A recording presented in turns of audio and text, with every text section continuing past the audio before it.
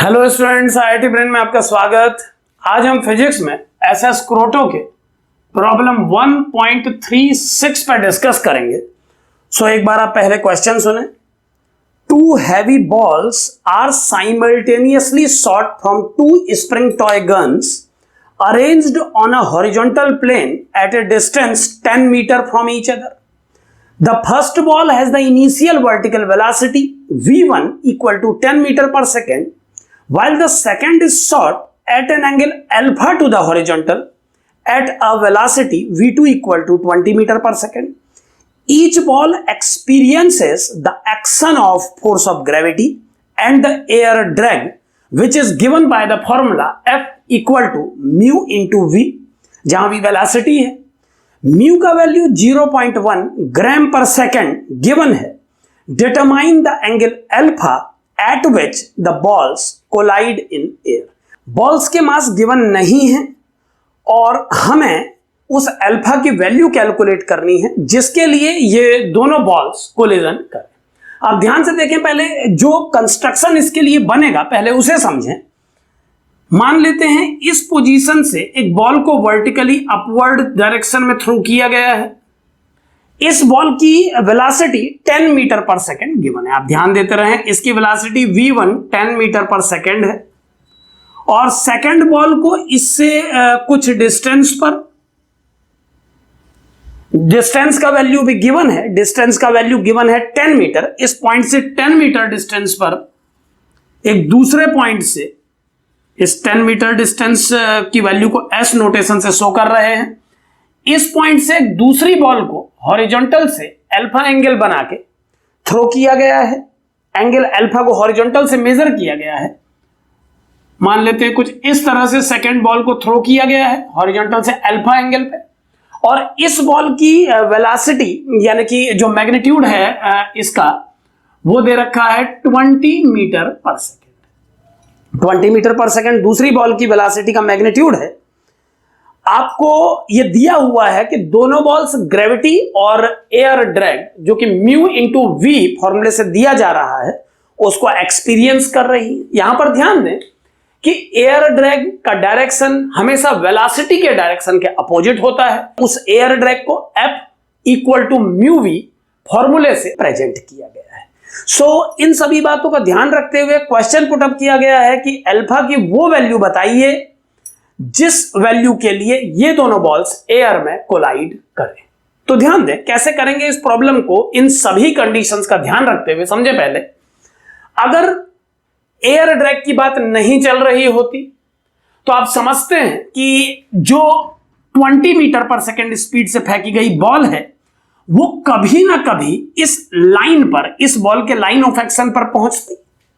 कोई ना कोई ऐसा रियल टाइम जरूर आता जिस पर यह बॉल इस लाइन पर पहुंचती, क्योंकि हॉरिजॉन्टल कंपोनेंट को ग्रेविटी इंटरफेयर नहीं करती है. क्योंकि हॉरिजॉन्टल कंपोनेंट को ग्रेविटी डिडक्ट नहीं करती है तो हॉरिजॉन्टल कंपोनेंट की हेल्प से यह बॉल कभी ना कभी इस लाइन पर जरूर आती. अगर हम इन दोनों बॉलों को कोलाइड कराना चाहते तो क्लियर है कि ये बॉल इसी लाइन पे आके इससे कोलिजन करती और उसके लिए हमें इस बॉल की वेलोसिटी का वर्टिकल कंपोनेंट इस बॉल की वेलोसिटी के इक्वल करना पड़ता. यानी अगर एयर ड्रैग नहीं होता तो क्लियर कट कंडीशन ये आती कि 20 का साइन अल्फा कंपोनेंट 10 के बराबर होना चाहिए था और साइन अल्फा की वैल्यू 1/2 आती, 10/20, और अल्फा की वैल्यू 30 डिग्री आ जाती.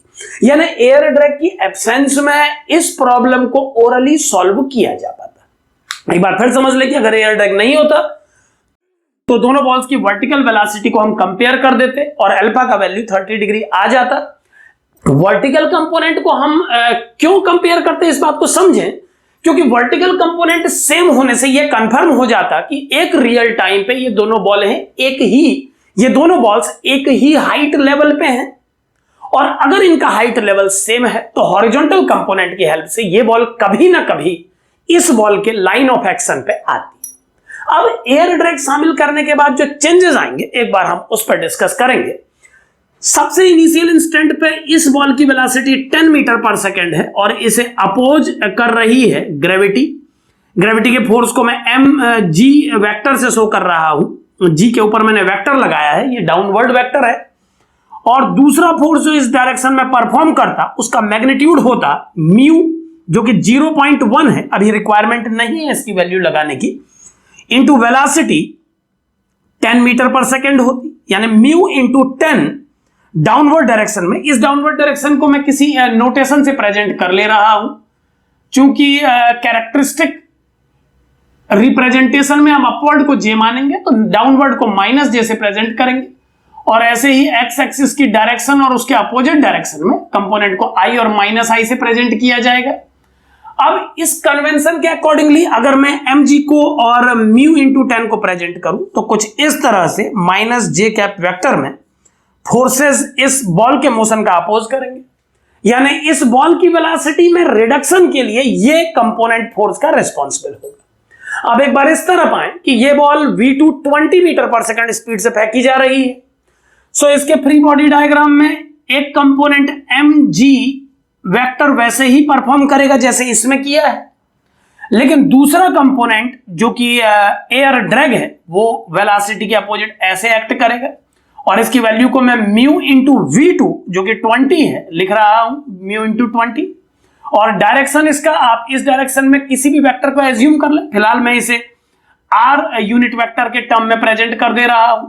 सो ये force mu into 20 r vector होगा। अब यहां ध्यान दें कि म्यू इंटू 20 r वेक्टर के अगर मैं दो कंपोनेंट बनाऊं अल्फा एंगल के अकॉर्डिंगली, तो जो कंपोनेंट हॉरिजॉन्टल डायरेक्शन में आएगा वो म्यू इंटू 20 फोर्स का कॉस अल्फा कंपोनेंट होगा, और इसका डायरेक्शन माइनस आई कैप से प्रेजेंट किया जा सकता है, जबकि दूसरा component mu into 20 sine alpha होगा, जिसे मैं इस कंपोनेंट के साथ कंबाइन करके लिख रहा हूं।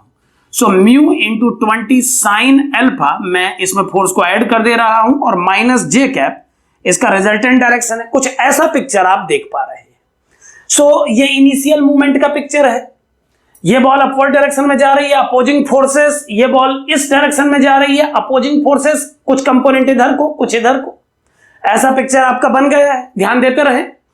अब मान लीजिए हमने अल्फा की वैल्यू को ऐसा सेट किया कि ये दोनों आपस में इक्वेट हो जाए, ये दोनों आपस में इक्वेट हो जाए, तो आप देख पा रहे होंगे कि इनको इक्वेट करने के लिए mg सिमिलर है, हमें इस टर्म को इसके इक्वल करना होगा, और साइन अल्फा की वैल्यू 1/2 आ जाएगी, यानी 30 डिग्री पर ये दोनों कंपोनेंट इक्वेट हो जाएंगे, और इस बॉल के मोशन में एक फोर्स का अपोजिशन करेगा, जिसकी बात हम बाद में कर लेंगे। तो इनिशियल मूवमेंट पे ये पिक्चर बिल्कुल एक सा हो जाएगा अगर साइन अल्फा 1/2 बन जाए, यानी अगर इनिशियल मूवमेंट पे अल्फा 30 डिग्री बन जाए तो उस कंडीशन में t बराबर 0 पर जब ये बॉल स्टार्ट करेंगी तो इनका वर्टिकल कंपोनेंट वेलोसिटी का बिल्कुल सेम होगा, क्योंकि आप समझ सकते हैं अगर अल्फा 30 डिग्री होगा तो इसका वर्टिकल कंपोनेंट 10 होगा। सो इनिशियल मूवमेंट t बराबर 0 पर इनकी वेलोसिटी का वर्टिकल कंपोनेंट एक जैसा होगा, और अगर ऐसा होता है तो इन दोनों फोर्सेस के इक्वेट हो जाने के कारण इस पल के एक पल बाद भी इनका वर्टिकल कंपोनेंट सेम होगा, क्योंकि सेम फोर्सेस वर्टिकल डायरेक्शन में इन वेलोसिटीज को रिड्यूस करने की कोशिश कर रहे हैं। यानी अगर t बराबर 0 पर इनकी वेलोसिटी का वर्टिकल कंपोनेंट में सेम कर दूं तो इन दोनों फोर्सेस को सेम देख करके मैं क्लियरली कह सकता हूं कि इस पल के अगले पल इनकी वेलोसिटी का वर्टिकल कंपोनेंट एक जैसा आएगा। अब मान लीजिए कुछ देर तक मोशन चला, कुछ देर तक मोशन चलने के बाद मान लीजिए ये पार्टिकल किसी पोजीशन तक पहुंच गया, मान लेते हैं यहां पहुंच गया, और ये पार्टिकल भी अपवर्ड जर्नी करता हुआ किसी पोजीशन तक पहुंच गया। मैं ऐसा कुछ नहीं बोलना चाहता कि ये सेम प्लेन पे एक आर्बिट्रेरी पॉइंट में ले रहा हूं। अब इस कंडीशन में हम देख पा रहे हैं कि अब इस पार्टिकल की वेलोसिटी कुछ इस तरह से दी जाएगी, जबकि इसकी वेलोसिटी ऐसे दी जाएगी। इमेजिन करिए कि इस पल भी इन दोनों की वेलोसिटी का वर्टिकल कंपोनेंट एक सा हो गया है। मान लेते हैं इस पार्टिकल की वर्टिकल वेलोसिटी इस पोजीशन पर v1 डैश हो गई है मैग्नीट्यूड में, और इस पार्टिकल की वेलोसिटी का वर्टिकल कंपोनेंट भी v1 डैश हो गया है, जबकि इसका हॉरिजॉन्टल कंपोनेंट आप कुछ डिसाइड कर ले, मान ले हॉरिजॉन्टल कंपोनेंट u1 हो चुका है। सो अब इन दोनों वेलोसिटी कंपोनेंट की हेल्प से हम इस एंगल को डिफाइन कर पाएंगे। ये बिल्कुल क्लियर है। अब समझें कि अगर इस पल इन दोनों की वेलोसिटी का वर्टिकल कंपोनेंट एक सा हो जाता है तो आइए देखते हैं कि इस इंस्टेंट पर कौन से फोर्सेस इनका अपोजिशन कर रहे हैं। सो क्लियरली इस पार्टिकल के मोशन का अपोज करने वाला फोर्स अब है mg और दूसरा component mu into v1 dash minus J cap. Clearly motion के अपोजिट मैंने एयर ड्रैग लगाया और mg परमानेंट एक्ट कर रहा है, और इस पार्टिकल पर लगने वाले फोर्सेस में एक कंपोनेंट mg होगा, आप देख पा रहे हैं, और दूसरा कंपोनेंट जो कि मोशन के अपोजिट परफॉर्म करेगा वो म्यू v1 डबल डैश होना चाहिए, जहां मैंने v1 डबल डैश इन दोनों के रिजल्टेंट को माना है, और एयर ड्रैग इसके अपोजिट लग रहा है जो कि म्यू v1 डबल डैश है। अगर मैं इस म्यू v1 डबल डैश के दो कंपोनेंट करूं, एक हॉरिजॉन्टल और एक वर्टिकल, तो क्लियरली इस एंगल के बीटा होने पर जो कंपोनेंट इस तरफ आएगा वो mu v1 double dash cos beta, और जो इस तरफ आएगा वो mu v1 double dash sign beta होना चाहिए। अब इस डायग्राम से अगर आप साइन बीटा और कॉस बीटा की वैल्यू इन फॉर्मूलों में पुट करें तो आप देख पाएंगे कि साइन बीटा को आप लगा सकते हैं v1 dash upon v1 double dash, यानी v1 डबल डैश का साइन बीटा कंपोनेंट ही v1 डैश है। सो मैं इसे mg plus mu v1 dash minus J cap से लिख रहा हूं, और सेकंड कंपोनेंट हो जाएगा v1 double dash cos beta, और कॉस बीटा की value u1 upon v1 double dash लगाने पर ये म्यू u1 माइनस आई कैप आ जाएगा। सो इस तरह से इस इंस्टेंट पर पिक्चर क्लियर हो चुकी है। अब ध्यान से देखें कि अगर इस इंस्टेंट पर इनके वर्टिकल वेलोसिटी कंपोनेंट सेम है तो इस बात को ध्यान में रखे बिना कि ये किस डायरेक्शन में चल रहा है, हम देख पा रहे हैं कि वो फोर्सेस जो इनको इस इंस्टेंट पे अपोज कर रहे हैं वो सेम है, यानी इस पल भी इनको अपोज करने वाले फोर्स सेम है। तो मैं बिल्कुल कॉन्फिडेंटली कह सकता हूं कि अगर किसी टाइम t बराबर t पर इनकी वेलोसिटी सेम निकली तो उस टाइम के अगले पल भी इनकी वर्टिकल वेलोसिटी कंपोनेंट की वैल्यू सेम आएगी। अब सारी बातें जो मैंने बोली उसको ध्यान में रखें। एक बात और ध्यान में रखें कि मैंने इसकी डायरेक्शन को चेंज किया है, इसकी वेलोसिटी में भी चेंजेस रखे हैं। मैं ये मान के चल रहा हूं कि हॉरिजॉन्टल वेलोसिटी बदल रही है, लेकिन आप देख पा रहे होंगे कि जब हम कंपोनेंट बना रहे हैं सभी फोर्सेस के तो वर्टिकल फोर्स के पिक्चर में इस चेंज का कोई इफेक्ट नहीं पड़ रहा है। सो इस सब डिस्कशन से जो बातें हमने आपके सामने रखी उन्हें एक बार कंबाइन करके सुनिए। एट t बराबर 0 इनकी वेलोसिटी का वर्टिकल कंपोनेंट सेम होने के लिए मैंने अल्फा को 30 डिग्री पुट किया इन्हें कंपेयर करके, और मैंने पाया कि अगर t बराबर 0 पर इनकी वेलोसिटी सेम है तो इसके अगले पल भी इनकी वर्टिकल वेलोसिटी सेम होगी, और किसी टाइम t बराबर t पर इनकी वर्टिकल वेलोसिटी कंपोनेंट को सेम मानते हुए उसके अगले इंस्टेंट के लिए जब मैंने पिक्चर को देखा तो सिमिलर फोर्स के अपोजिशन के कारण मैं कह सकता हूं कॉन्फिडेंटली कि इनकी वर्टिकल वेलोसिटी t बराबर t टाइम के अगले पल भी सेम होगी, यानी t बराबर 0 पर इनकी वेलोसिटी सेम है, यह हम दावे से कह सकते हैं। ऐसा तब होगा जब मैं अल्फा को 30 डिग्री रखूंगा, तो अल्फा को 30 डिग्री और अल्फा की वैल्यू 30 डिग्री इनके कंपैरिजन से मुझे पता लगी। अल्फा को 30 डिग्री रखने पर t बराबर 0 पर इनकी वेलोसिटी सेम निकली, और फोर्स पिक्चर सेम होने के कारण उसके अगले इंस्टेंट पर ये वेलोसिटी का वर्टिकल कंपोनेंट सेम होगा। हम कॉन्फिडेंटली कह सकते हैं किसी टाइम t बराबर t पर इनके वर्टिकल वेलोसिटी कंपोनेंट को सेम हमने एज्यूम कर लिया और ये साबित कर दिया कि अगर वो सेम है तो सिमिलर फोर्स के अपोजिशन के कारण उसके अगले पल भी ये वर्टिकल कंपोनेंट सेम रहेगा। अब एक बार आप याद करें, क्लास 11th में मैथमेटिकल इंडक्शन चैप्टर मैथमेटिक्स में खूब पढ़ा है, आज फिजिक्स में इंप्लीमेंट करके देख रहे हैं। t बराबर 0 पर वेलोसिटी सेम थी, हमने फोर्स पिक्चर के बेस पर साबित किया कि अगले इंस्टेंट पे भी वर्टिकल वेलोसिटी सेम होगी। फिर किसी टाइम t बराबर t पर हमने वेलोसिटी को सेम एज्यूम कर लिया वर्टिकल कंपोनेंट को, और फोर्स पिक्चर दिखा के ये साबित किया कि अगर इस पल ये बात सच है तो इसके अगले पल भी ये बात सच होगी। तो एक इंडक्शन बन जाएगा, यानी कि अगर पहले इंस्टेंट पे ये बात सच है तो दूसरे इंस्टेंट पे भी ये सच होगी, और दूसरे इंस्टेंट पे सच होते ही ये तीसरे इंस्टेंट पे भी सच होगी। तो मैथमेटिकल इंडक्शन प्रिंसिपल के हेल्प से जो हम मैथ्स में पढ़ते हैं, हम कह सकते हैं कि ये velocity through out path vertical component same रहेगा, यानी इस वेलोसिटी का वर्टिकल कंपोनेंट हम कह सकते हैं कॉन्फिडेंटली कि सेम रहेगा थ्रू आउट पाथ। अब अगर हम हॉरिजॉन्टल कंपोनेंट पे एक बार अपना माइंड लाएं तो जिस हॉरिजॉन्टल वेलोसिटी से इस पार्टिकल ने स्टार्ट किया था वो कंपोनेंट 20√3/2 यानी 10√3 मीटर पर सेकंड था और 10 मीटर डिस्टेंस ट्रेवल होनी थी। सो अगर एक बार इस हॉरिजॉन्टल मोशन पर डिस्कस करें और मैं इसके लिए एक इक्वेशन प्लॉट करूं तो इस पार्टिकल के लिए हॉरिजॉन्टल डायरेक्शन में केवल एक अपोजिंग फोर्स लग रहा है जो कि mu into 20 into cos alpha है और 30 डिग्री के लिए इसकी वैल्यू क्या बन जाएगी हम ये समझ सकते हैं। 30 डिग्री के लिए ये वैल्यू म्यू इंटू 20 इंटू √3/2 यानी म्यू 10√3 बन जाएगी। सो इस इंस्टेंट पर इस पार्टिकल के हॉरिजॉन्टल मोशन के लिए मैं लिख सकता हूं acceleration equal to minus mu जो कि 0.1 है इंटू वी। यहां पर मैं वी वेरिएबल वर्ड यूज कर रहा हूं क्योंकि मैं जानता हूं यह कंपोनेंट बदलता रहेगा। तो आप ऐसे मान लें कि हम पाथ के किसी आर्बिट्रेरी पॉइंट पे डिस्कस कर रहे हैं जब इसकी हॉरिजॉन्टल कंपोनेंट वेलोसिटी v हो चुकी है।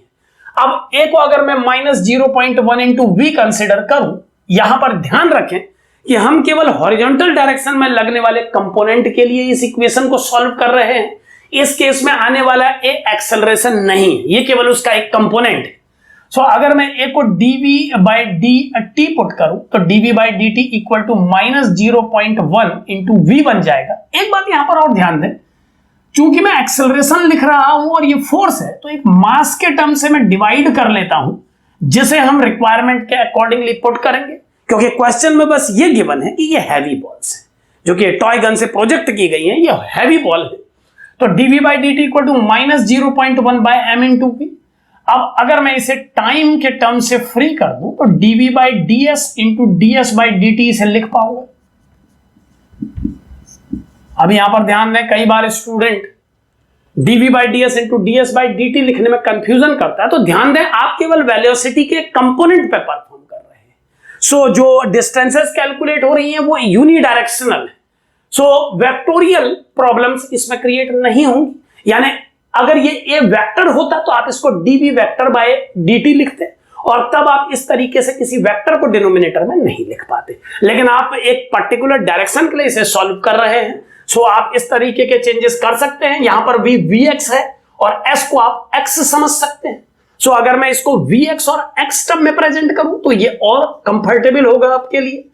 मैं इसे dvx/dx इंटू dx/dt से चेंज कर दे रहा हूं। अब ये बन जाएगा कुछ इस तरह से और इस dx/dt को vx पुट करने पर यह टर्म कैंसिल हो जाएगा और dvx का वैल्यू -0.1/m इंटू dx आ जाएगा, जिसे इंटीग्रेट करने पर अगर मैं इसमें वैल्यूज पुट करूं तो हॉरिजॉन्टल कंपोनेंट वेलोसिटी का इनिशियली 10√3 था जो कि फाइनली किसी वैल्यू तक हमें चेंज करना है। सो अगर मैं वेलोसिटी को 0 करना चाहूं हॉरिजॉन्टल कंपोनेंट को तो एक बार चलिए कैलकुलेट करके देख लेते हैं कि वेलोसिटी के 0 होने तक ये कितना हॉरिजॉन्टल डिस्प्लेसमेंट ट्रेवल कर लेगा। So it is -0.1/m into x और अगर मैं x में लिमिट लगाऊं 0 से x, यहां मैं लिमिट लगा चुका हूं सॉल्व करके, तो ये बन जाएगा 10√3 into m upon 0.1 equal to x, यानी कुछ 100√3 इंटू m के रूप में आप x को समझ सकते हैं, यानी x का वैल्यू आ जाएगा 100√3। अब ध्यान दें m का वैल्यू आपको पुट करना है और ध्यान रहे ये ग्राम में पुट कर रहा है आपको। ऐसा मैं इसीलिए कह रहा हूं क्योंकि जो 0.1 शुरू से दिया हुआ है वैल्यू वो 0.1 ग्राम पर सेकंड में दिया हुआ है। तो आप खुद सोचें, जिस बॉल को हैवी बॉल बोला गया है अगर आप उसे 1 ग्राम का भी पुट करेंगे तो 100√3 मीटर ट्रेवल कर सकती है ये बॉल हॉरिजॉन्टल डायरेक्शन में रुकने से पहले।